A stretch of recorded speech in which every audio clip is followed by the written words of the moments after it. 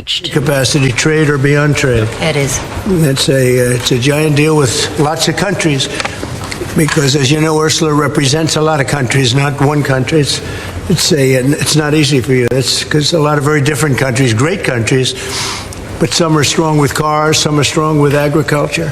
And Canada called me a couple of weeks ago. They want to be part of it. To which I said, well, why don't you just join our country? You become 51, become the 51st state. You become the 51st state.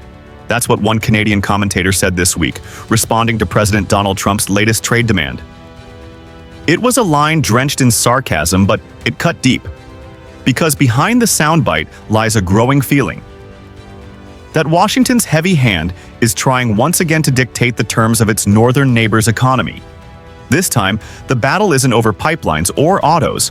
It's about control. Control over trade, supply chains, and the future of North America's retail economy. And as Trump tightens his grip, Canada is quietly saying no. It began with a post, one of those early morning declarations that now shape the course of global policy. America must control its own markets again. No more cheating from foreign furniture, no more fake lumber deals, no more drug dumping. Within hours, the White House made it official. New tariffs across key consumer sectors. A 20% increase on softwood lumber. A 30% duty on imported furniture effective October 14th. And a threat, a staggering 100% tariff on branded pharmaceutical imports unless companies agreed to localize U.S. production. Reuters confirmed the measures in late September. Politico reported that the pharmaceutical tariffs were initially announced, then partially delayed after industry backlash. Out of the White House, President Trump announcing new tariffs on Truth Social. The president posting that he will impose a 50% tariff on all kitchen cabinets, bathroom vanities, starting on October 1st. There will also be 30% tariffs on furniture and 25% on heavy trucks. That post just coming in minutes ago. But the message was unmistakable. Washington was once again weaponizing trade to win political points at home. This is the pattern. Domestic pressure builds, inflation, layoffs, discontent, and Washington turns north. Canada becomes the target of American frustration, the convenient symbol of foreign dependency. The administration calls it tough love. Economists call it economic self-harm. Let's start with lumber, the most familiar flashpoint. For decades, softwood lumber disputes have been the barometer of U.S.-Canada trade tensions. But this latest hike hits differently.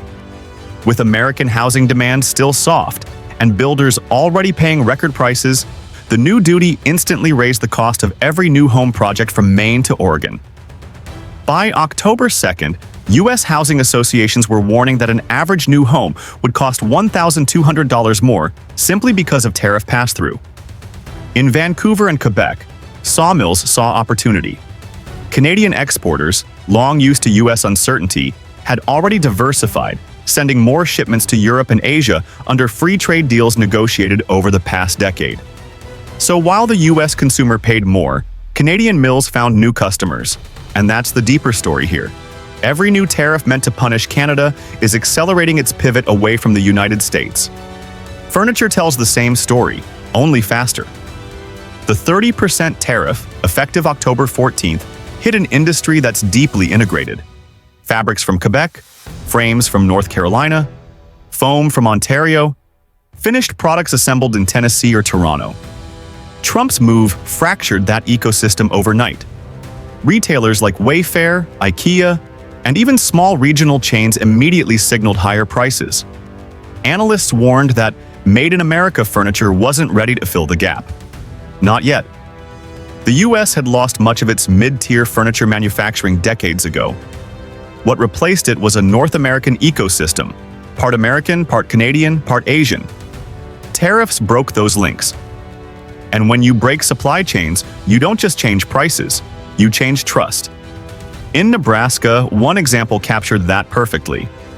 Claas, the German agricultural equipment maker known for its Lexion combines, announced it was shifting part of its North American production back to Germany, citing market unpredictability caused by U.S. tariff policy.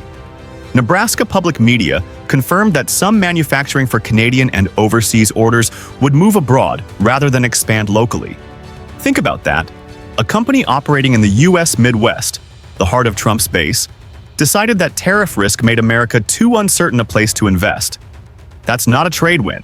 That's a warning. Trump supporters argue that tariffs bring jobs home, that temporary pain leads to long-term industrial revival. "We can't rely on others forever," one senior trade advisor told Fox Business. "We're building American independence." It's a patriotic argument. But the data tells another story.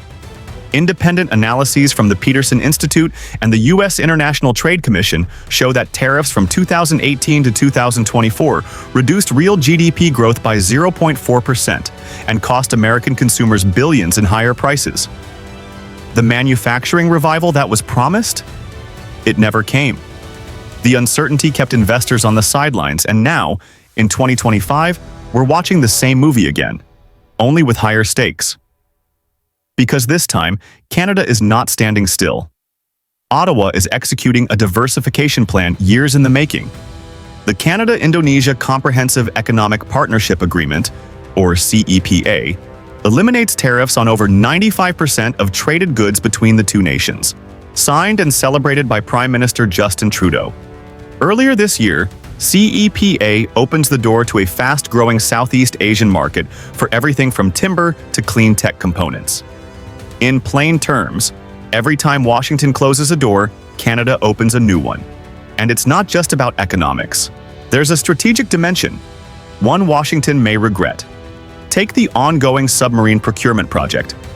Canada is seeking to replace its aging Victoria-class fleet. Historically, the U.S. might have been a natural supplier, or at least a strong partner in the defense deal. Not this time. Defense News reports that Ottawa has shortlisted Germany's ThyssenKrupp Marine Systems and South Korea's DSME, Yasao, with no American bid in the final round. The reason, insiders say, is trust and reliability. In an era of unpredictable tariffs and transactional politics, Canada is choosing long-term partners that don't threaten economic punishment every election cycle. It's a quiet but powerful signal. Tariffs don't just push away industries, they erode influence. Even the pharmaceutical sector tells the same story. When Trump threatened a 100% tariff on imported branded drugs earlier this fall, the pharmaceutical lobby erupted. U.S. patients and insurers feared massive price hikes. By mid-October, negotiations produced partial exemptions, but companies began looking for new regional hubs. And Canada, with its lower operating costs and strong IP protections, became an attractive alternative. So, what do we see when we put these cases together? Lumber, furniture, combines, submarines, pharmaceuticals, they tell one consistent story. Tariffs designed to control Canada are backfiring, pushing trade, capital, and trust away from the United States. It's not that Canada is immune to the pain. Lumber exports to the U.S. still matter. Some factories will struggle.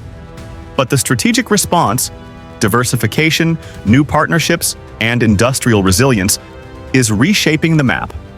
Meanwhile, U.S. retailers are caught in the middle. Chains like Lowe's, Target, and even Home Depot have quietly raised prices on furniture and construction materials.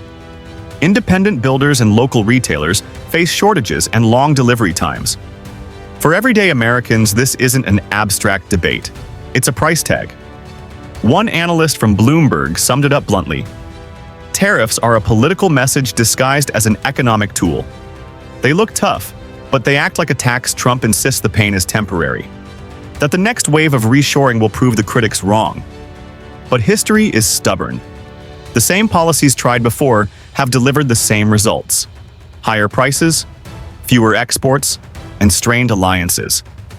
And that brings us to what's next. In 2026, the USMCA trade agreement comes up for review, the same deal that replaced NAFTA. Canada and Mexico will enter those talks with a decade of tariff scars and diversification strategies in place. Washington will demand concessions. Ottawa will point to alternatives. CEPA with Indonesia, potential deals with ASEAN, and deepened EU partnerships. If the current approach continues, those negotiations could mark a permanent shift. The moment North America stops being a single integrated market and becomes three competing ones. The irony. The policy meant to reclaim control might leave the US with less control than ever. Because control in today's economy isn't about coercion, it's about credibility. Investors trust stability, not volatility. Allies trust partnership, not punishment. And consumers, voters, trust prices they can afford, not political slogans that raise their bills. The administration says these tariffs are leverage. But leverage works only if others fear losing access. What happens when they stop needing it? In 2025, we're seeing that answer unfold. Canada's trade diversification is no longer theoretical. The first Canadian-Indonesian timber shipment under CEPA leaves port this month. The first European housing developers sourcing from British Columbia are signing long-term contracts. These are permanent moves, the kind that don't reverse easily, even if Washington softens later. So, when you hear that phrase, you become the 51st state. It's more than a sarcastic jab.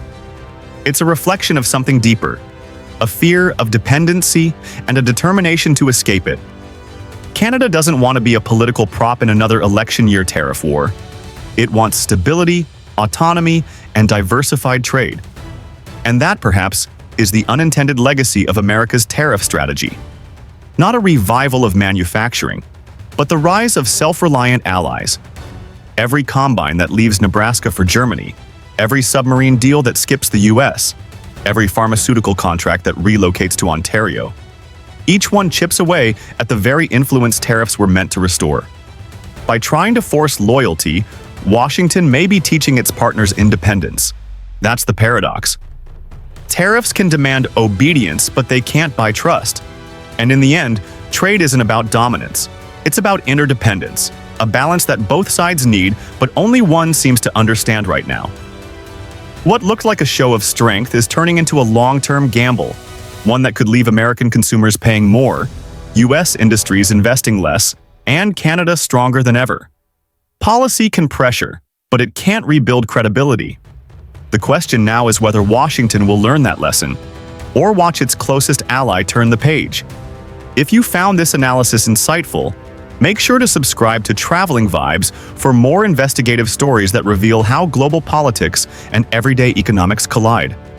Because in a world of tariffs and tweets, truth is still the most valuable export.